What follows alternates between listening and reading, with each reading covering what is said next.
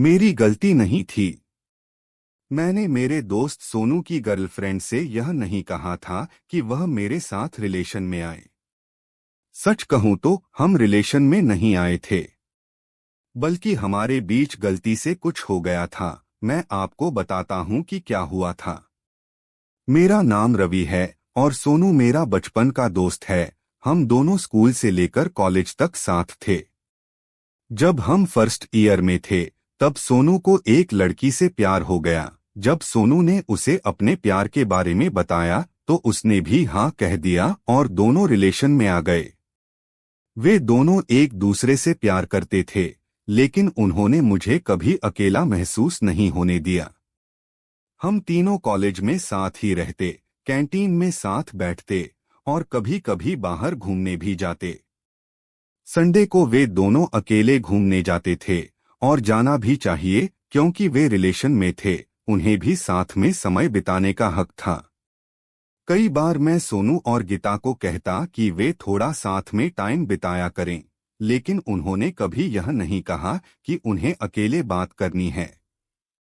वे हमेशा मजाक में कहते, जब तुम्हारी भी कोई गर्लफ्रेंड होगी तब हम तुम्हें अकेला छोड़ेंगे। सब कुछ अच्छे से चल रहा था। कॉलेज खत्म होने के बाद भी वे दोनों मेरे रूम पर आते, हम साथ में पढ़ाई करते और कभी कभी कैरम भी खेलते। एक दिन सोनू बहुत उत्साहित होकर मेरे रूम पर आया और बोला, तुम दोनों को एक अच्छी खबर देनी है। गीता ने कहा, बताओ ना, क्या है तुम्हारी अच्छी खबर? सोनू ने खुश होकर कहा, मेरा सपना पूरा होने वाला है। मैं अपने परिवार के साथ मनाली जा रहा हूँ। और पता है मैं कब जा रहा हूँ?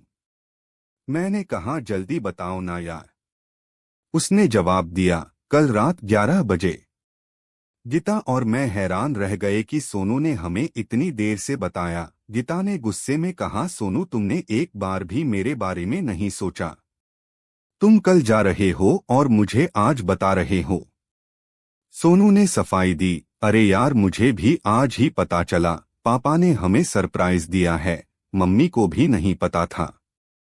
यह सुनकर गीता शांत हो गई और बोली, सोनू मैं तुम्हें बहुत मिस करूंगी।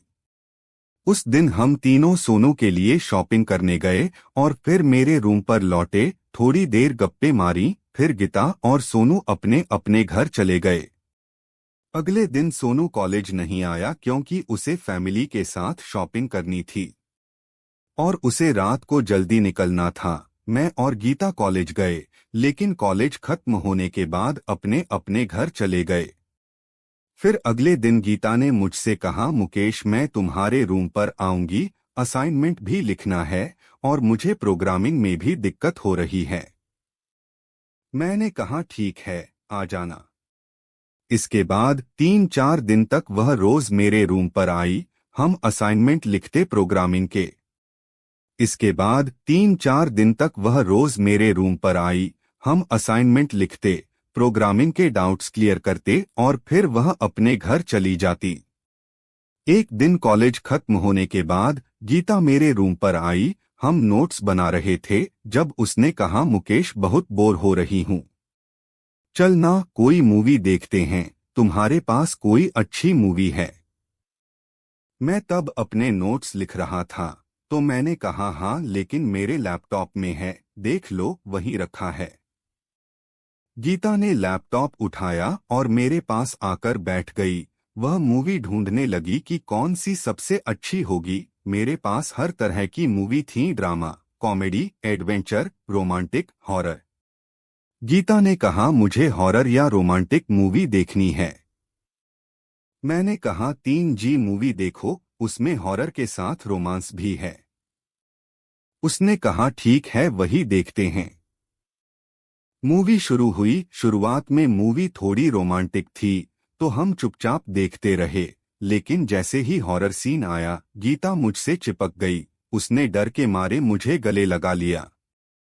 मैं चुप बैठा रहा, मुझे समझ नहीं आया कि क्या करूं। हॉरर सीन खत्म होने के बाद भी उसने मुझे नहीं छोड़ा। मैं भी वैसे ही बैठा रहा। उस समय मेरा दायां पैर सुन्न पड़ गया था, लेकिन मैंने उसे कुछ नहीं बताया, शायद इसलिए कि यह पहली बार था जब किसी लड़की ने मुझे इस तरह गले लगाया था।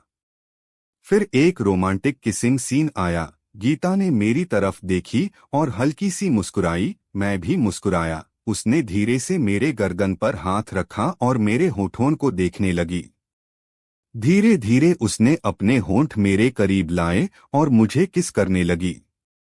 मुझे कुछ समझ नहीं आ रहा था, पर मुझे अच्छा लग रहा था। मैंने भी उसका साथ दिया और हम दोनों उस लम्हे में पूरी तरह खो गए।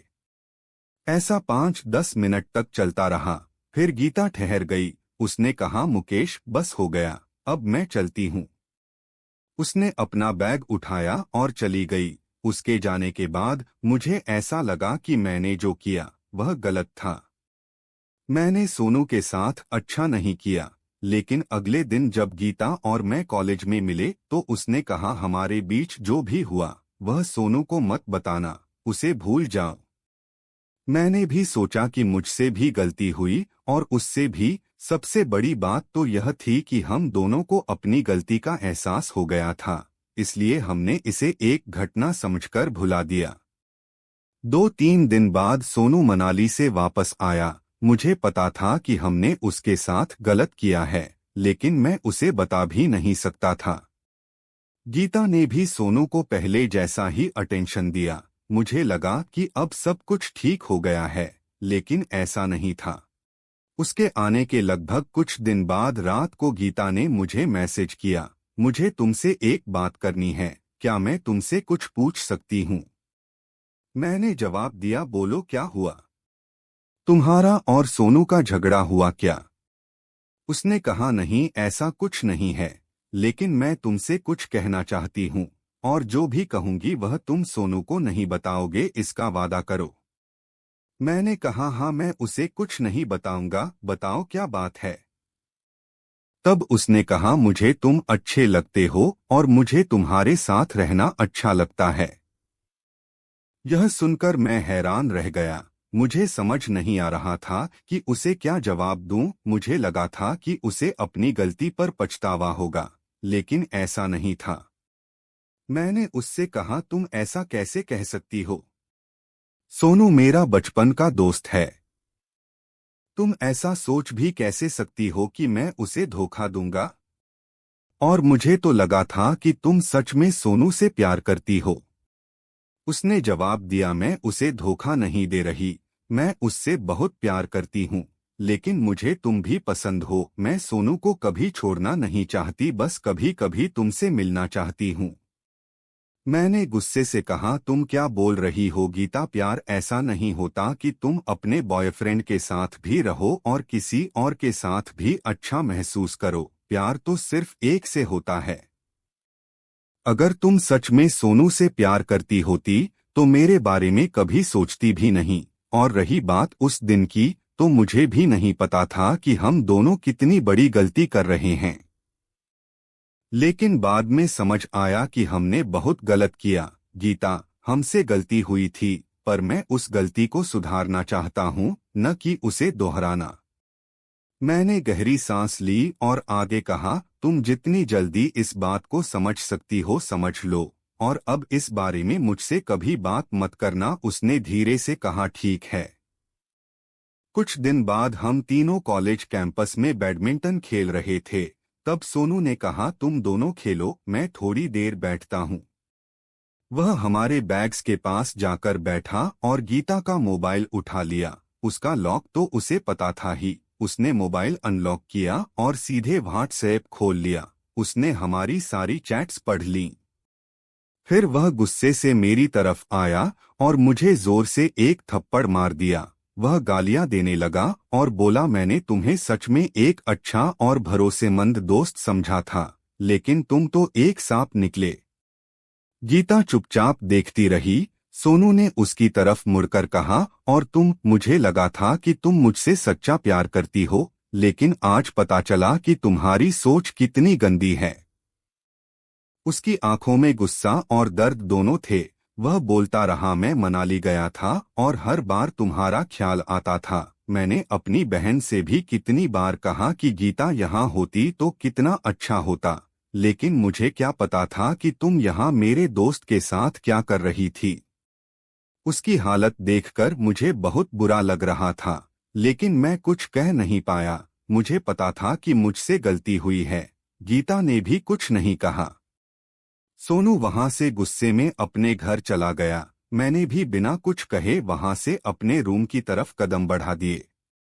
जैसे ही मैं अपने रूम पर पहुंचा, मैंने सबसे पहले अपना बैग रखा और गीता को हर जगह से ब्लॉक कर दिया और उसका नंबर हमेशा के लिए डिलीट कर दिया। फिर मैंने फैसला किया कि आज के बाद मैं किसी दोस्त की गर्लफ्रेंड से ज्यादा बात नहीं करूंगा। मेरे फोन में 3-4 दोस्तों की गर्लफ्रेंड के नंबर सेव थे। मैंने उनके नाम के आगे बहन लिख दिया। जब भी किसी दोस्त की गर्लफ्रेंड से बात करता तो उसे दिया बहन कहकर पुकारता। मैंने अपना सबसे अच्छा दोस्त खो दिया था और यह गलती दोबारा नहीं दोहराना चाहता था। मैंने नकुल को बहुत बार कॉल किया, लेकिन उसने मेरी एक भी कॉल रिसीव नहीं की। आज इस घटना को 2 साल हो गए हैं, लेकिन उसके दिल में मेरे लिए अब भी वही नफरत है। तात्पर्य: यह कहानी सच्ची दोस्ती, विश्वास और गलतियों के परिणामों पर आधारित है। इससे यह सीख मिलती है कि क्षणिक भावनाओं और गलत निर्णयों से न केवल रिश्ते टूटते हैं, बल्कि वर्षों पुरानी दोस्ती भी बर्बाद हो सकती है। किसी दोस्त की गर्लफ्रेंड या पार्टनर के साथ नजदीकियां बढ़ाने से रिश्तों में दरार आ सकती है और विश्वास टूट सकता है। सच्चा प्यार और दोस्ती दोनों ही ईमानदारी और निष्ठा पर आधारित होते हैं, और अगर इनका सम्मान न किया जाए तो वे कभी भी पहले जैसे नहीं रह सकते। तो दोस्तों, कैसी लगी यह कहानी आपको कमेंट करके जरूर बताएं। ऐसी ही अच्छी अच्छी कहानी सुनने के लिए हमारे चैनल को सब्सक्राइब जरूर करें। धन्यवाद।